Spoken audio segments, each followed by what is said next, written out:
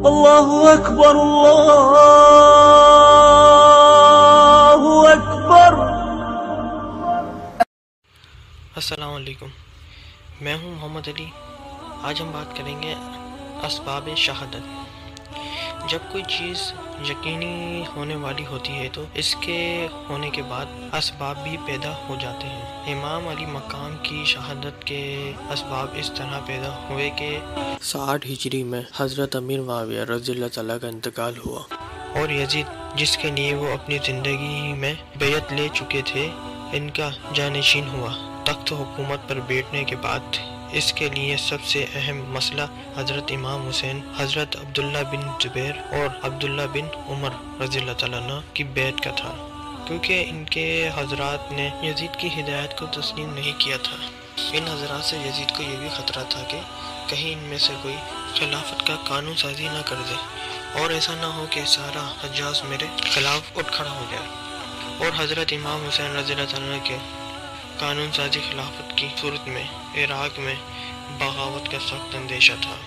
ان وجہ کی بنا پر یزید کے پیش نظر سب سے بڑا مسئلہ اپنی حکومت کی بقا اور تحفظ کا تھا۔ اس نے ان حضرات سے بیعت لینا ضروری سمجھا، چنانچہ اس نے ولید بن عقیل کو گورنر مدینہ اور امیر معاویہ رضی اللہ تعالیٰ عنہ کی وفات کی خبر دی، اور ساتھ ہی ان حضرات سے بیعت لینے کے لیے سخت تاکید کا حکم دیا۔ بس حسین، عبداللہ بن عمر اور ابن زبیر کو بیعت کے لیے اس طرح پکڑو کہ جب تک بیعت نہ کر لیں جب تک نہ چھوڑنا۔ ابھی تک اہل مدینہ کو امیر معاویہ رضی اللہ تعالیٰ عنہ کی وفات کی خبر نہ تھی۔ ولید یزید کے اس حکم سے بہت گھبرایا، کیونکہ اس کے لیے اس کی تکمیل بہت مشکل تھی، اور وہ اس کے انجام کو بھی اچھی طرح سمجھتا تھا۔ اس نے اپنے نائب مروان بن حاکم کو بلایا اور اس سے اس معاملے میں مشورہ طلب کیا۔ مروان سنگ دل اور سخت مزاج تھا۔ اس نے کہا، میری رائے یہ ہے کہ ان تینوں کو اسی وقت بلائیں اور بیعت کا حکم دیں۔ اگر وہ بیعت کر لیں تو بہتر، اور اگر وہ انکار کریں تو تینوں کا سر قلم کر دو۔ اللہ، اگر تم نے ایسا نہ کیا تو جب ان کو وفات معاویہ کی خبر ملے گی، یہ تینوں ایک ایک مقام پر جا کر مدعی خلافت بن کر کھڑے ہو جائیں گے، پھر ان پر قابو پانا سخت مشکل ہو جائے گا۔ البتہ ابن عمر کو میں جانتا ہوں، ان سے توقع کم ہے، وہ اتنی جلدی قتل کرنا نہیں چاہتے، سوائے اس کے کہ یہ امیر خلافت خود بخود ان کو دے دی جائے۔ اس مشورے کے بعد ولید نے ان تینوں حضرات کو بلا لیا۔ اس وقت امام حسین اور عبداللہ بن زبیر دونوں مسجد نبوی میں تھے۔ وہ وقت بھی ایسا تھا کہ اس میں ولید کسی سے ملتا ملاتا نہ تھا۔ قاصد نے ان دونوں کو امیر کا پیغام دیا۔ انہوں نے قاصد سے کہا، تم چلو، ہم ابھی آتے ہیں۔ ابن زبیر نے امام سے کہا، آپ کا کیا خیال ہے؟ امیر نے ایسے وقت میں جب کہ وہ کسی سے ملتے ملاتے نہیں ہیں، ہمیں کیوں بلایا جا رہا ہے؟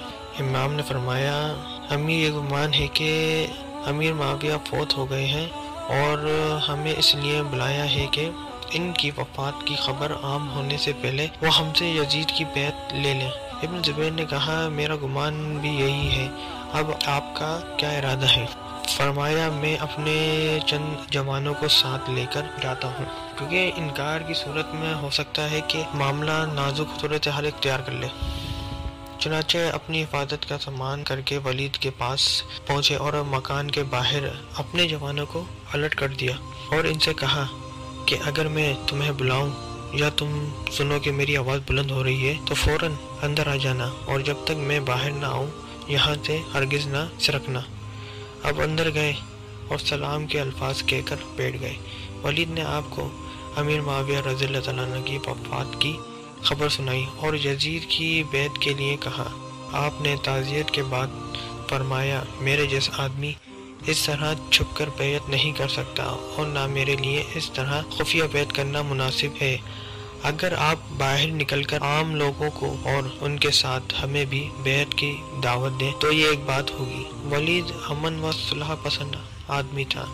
اس نے کہا، اچھا آپ تشریف لے جائیں، آپ اٹھ کر چلے تو مروان نے بہت برہم ہو کر ولید سے کہا اگر تم نے اس وقت ان کو جانے دیا اور بیعت نہ لی تو پھر ان پر قابو نہ پا سکو گے اور بہت سے لوگ قتل نہ ہو جائیں۔ ان کو قید کر دو، اگر یہ بیعت کر لیں تو خیر ورنہ ان کو قتل کر دو۔ امام نے یہ بات سن کر کھڑے ہو گئے اور فرمایا او ابن زرقہ، کیا تو مجھے قتل کرے گا یا یہ کریں گے؟ خدا کی قسم تو جھوٹا ہے اور کمینہ ہے۔ یہ کہہ کر آپ تشریف لے آئے۔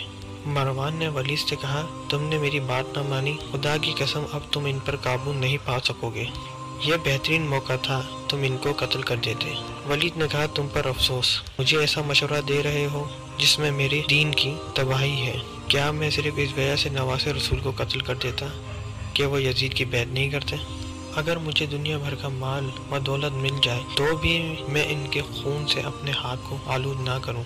خدا کی قسم قیامت کے دن جس سے خون حسین کی باس پرس ہوگی وہ ضرور اللہ کے سامنے خفیف المیزان ہوگا۔ مروان نے کہا تم ٹھیک کہتے ہو، یہ اس نے صرف ظاہرداری کے الفاظ سے کہہ دیا تھا، ورنہ دل میں وہ ولید کی بات کو ناپسند کرتا تھا۔ آج کے لیے بس اتنا ہی اس ویڈیو میں۔ یقیناً آپ کو یہ ویڈیو بہت پسند آئی ہوگی۔